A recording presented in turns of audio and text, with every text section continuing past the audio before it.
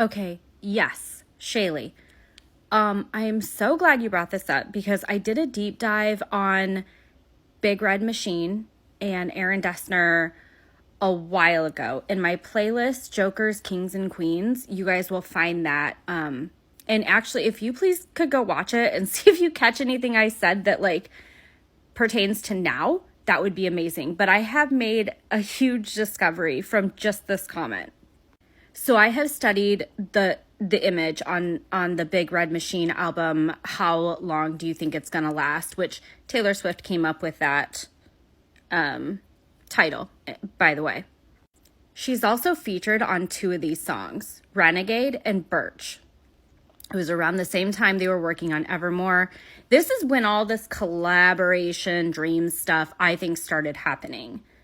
They were a little torn on Renegade because they didn't know if it fit on Evermore or if it fit on the Big Red Machine's new album. Eventually, it went to Big Red Machine.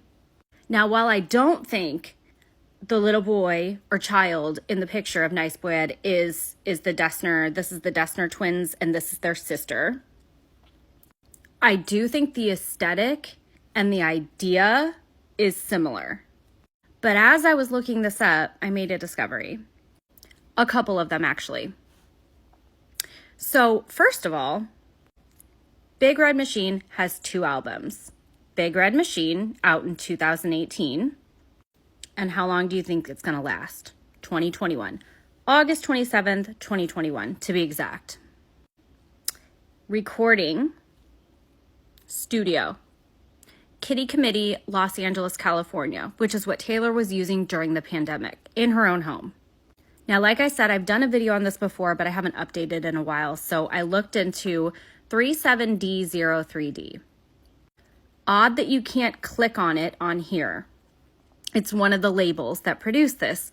It is Aaron Dessner and Justin Vernon's label. If you go, they do have a website. And it is just a bunch of different musicians, songs. I haven't really gotten into it 100% yet, but it's definitely some stuff I'm going to do some digging on. Now, I have watched the lyric video for Renegade, or the video for Renegade, should I say, because I feel like it's more than a lyric video, several times. And the aesthetic of it, if you guys go watch it, is very close to the art aesthetics that Nice Boy Ed has been using. So if you click the comment in the beginning of the video, it'll take you to my original video that started all of this. But I look and I see Renegade, the song written by Aaron and Taylor, is 4 minutes and 14 seconds. 4:14. As in Tampa show, 4:14 with all the new outfits. As in the day Moonlight came out. And we've had several other 4:14s. I swear, 4:14 is like the new 112. Like, let's go. Keep this on the brain. And those of you who watched that video, I know are freaking out at this very moment. So here is what I am going to do. Odd, too, that they put Birch and Renegade back to back, both featuring Taylor. Now, Taylor has writing credits on Renegade, and she's just featured on Birch. So here's what I'm going to do. I'm going to go through these songs. I'm going to look at lyrics. I'm going to try to put some more pieces together of this puzzle. But you guys are coming in hype with your theories, with some tips to look into on that last video that I did. Amazing. I love it when we work together. Here is some of the artwork from the Renegade lyric video. And if you guys want to go through this video, like I said, I've gone through it so many times, but it's just giving, like, look at these images. I don't know. To me, it's just giving this aesthetic.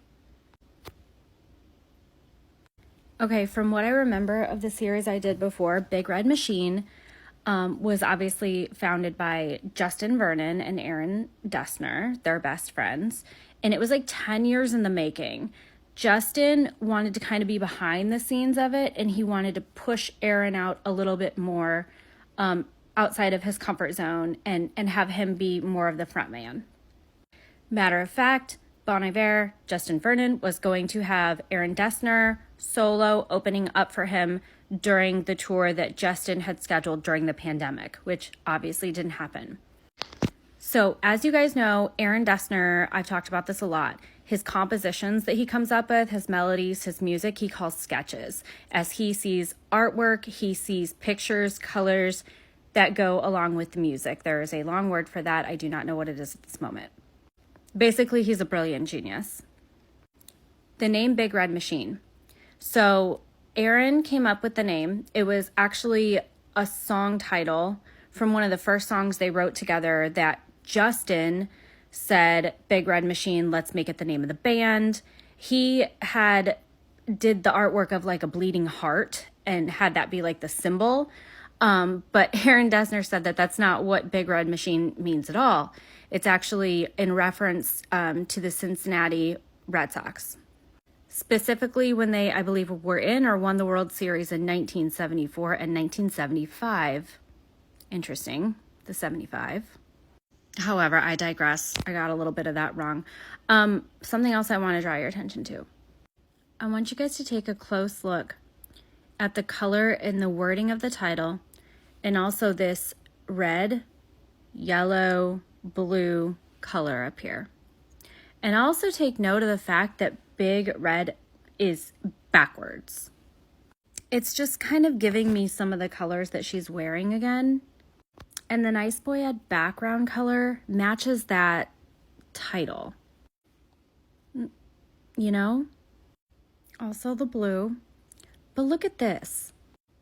The yellow. The red.